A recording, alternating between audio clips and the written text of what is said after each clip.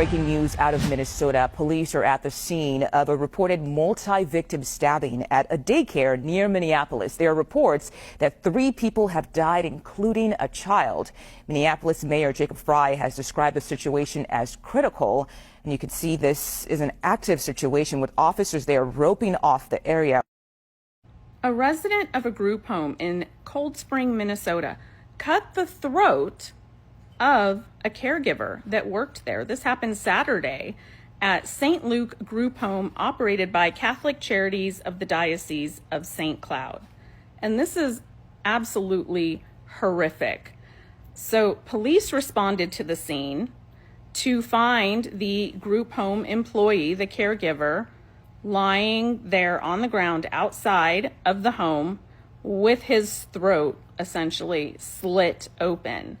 And one of the residents, Luke Patrick McLean, 33 years old, was standing on the deck outside screaming, "I told you I would do it. I told you I would do it." It was witnessed by other people there at the group home. They saw him dragging the victim away with a knife. There's surveillance video from inside the house showing him attacking the victim. It's absolutely awful. He did die at the scene. The preliminary examination by the medical examiner noted perforation of the right carotid artery and right jugular vein and multiple sharp force injuries. He is in custody, charged with second-degree murder, and his bail is set at $800,000. This is a group home for adults with developmental disabilities. Awful.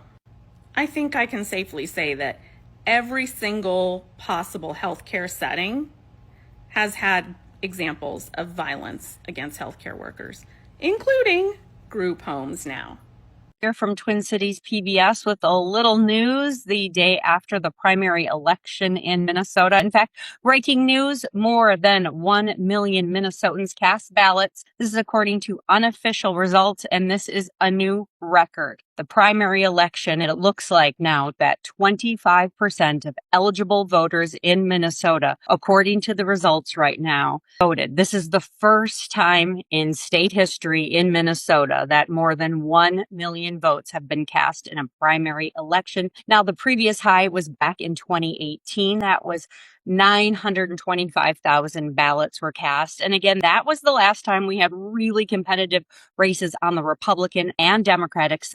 And I will tell you right now that as a mother of a child in public schools, I'll be damned if my son has to continue to take the STAR test while wealthy families get to opt out of the STAR with our taxpayer dollars. If the STAR test is good enough for 5.5 million students in Texas public schools, it's good enough for all students receiving a taxpayer-funded public education or education. If it's not, then no child should be subjected to the STAR test or the accountability system that our state inflicts on our students.